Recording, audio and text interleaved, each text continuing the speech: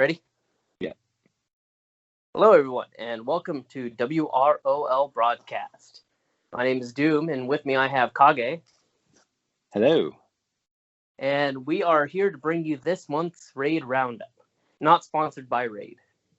So, of course, we're going on this list, and we're going to go ahead and knock down these characters, determine who's going to pull some weight, who's going to fall behind, who you should maybe focus on gearing if you don't have them already. And then, of course, we're going to go ahead and top it off with the boy's notes. He was supposed to be our special guest today. Unfortunately, he couldn't make it, but he was kind enough to provide us with his insights ahead of time. So, of course, in contrast to last month, Scarecrow, we had to talk a lot more about the mechanics. This time around, the characters are pretty simple. You have Ares, Brainiac, and Joker. Nothing really too crazy to go on there, so it's going to be a nice, standard stock raid. So, of course, we're going to go ahead and go up the list from times 2 to times 3 to times 5. Starting off with our times 2s, we have Harley Quinn, Mad Jester. We have the Green Lantern, John Stewart, and we have Star Sapphire, Carol Ferris. So, one of those nice things that have been happening recently where we have both reworks being options in the raid.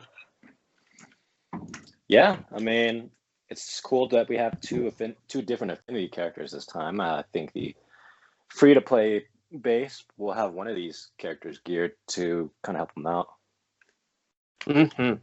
And then in addition to that, unlike some of our previous raids, we also have one of each affinity in each category. So a very nice balanced list, it looks like. So, of course, let's go from the top here. The one that everyone's going to be looking at, of course, is going to be Star Sapphire. Those int downs are going to be huge. Her damage input is going to be humongous. And the fact that she doesn't buff herself anymore means that mins won't be as much of a problem if you pair her with someone like, say, St. Walker, who gets those extra benefits. So she's definitely going to be putting in some major weightlifting. And to compound on that, of course, Du Bois says that Star Sapphire will be good and that she's basically going to be the main weight carrier if you have not bothered to level up or collect things like DOJ or if you didn't really do well in Siege. So really not bad as a times 2. What do you think, Kage? You still need to either take her with Lex or someone that buffs just so that she can get into overheal mode. You're going to want that overheal status to make that basic actually do something. And I think that basic is going to hit pretty hard. It's going to take some brain power. Everyone knows that owls don't like to use their brains with Raid, but I personally won't be using her just because it takes effort and taking off manual, but she will be decent to have. Yep. That's actually why I suggested St. Walker is one of the options, is because with his double assist call, he does apply a small light overheal, so that can get her just over that line, provided she's not taking any damage beforehand. But, of course, that's basically the long and short of it. Bring someone that can overheal her, bring someone that maybe doesn't fully rely on buffs so that you don't have to worry about mins taking up your time, and you should be good to go. Of course, John Stewart, he's pretty lackluster in most modes. Du Bois holds out a little bit of hope for the empowered strength up angle of it, but otherwise, that's really all he's bringing to the table. He's going to be a weaker Kilowog in a lot of ways. What do you think about it? Because I don't think he's ever going to hit half health. In the rare event that he does hit half health, let's say you bring in someone who can sort of mitigate damage, like the Supergirl, as we're going to get to later. If he survives, I guess we're just kind of playing out scenarios here. But if he does manage to be hit half life, he'll be able to boost your teammates up a bit. So I think that angle of it would be pretty nice. Mm-hmm.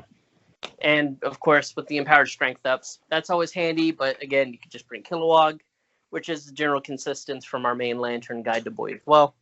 And then, of course, Harley Quinn. She's okay. Her animations take a while.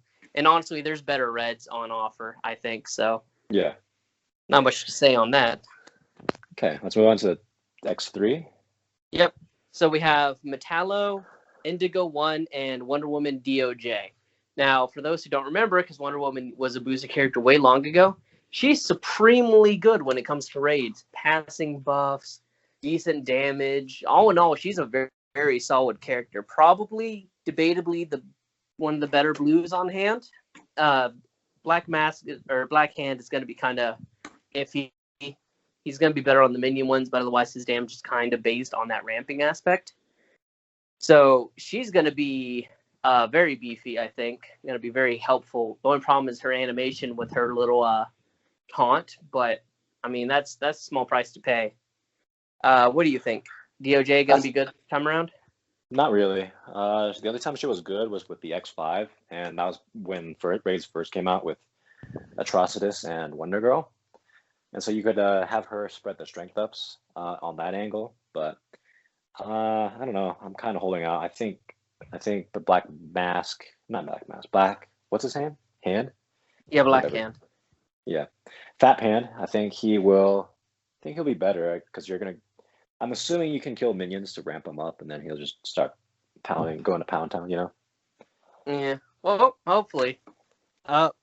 Of course, we have Indigo 1, support character. She's going to be a leave it on the bench character, in my opinion. That's a pretty easy one.